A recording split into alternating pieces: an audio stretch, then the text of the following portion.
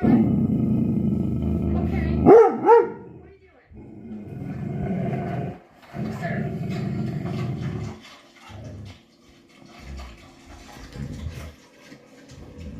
You are so lucky I love you.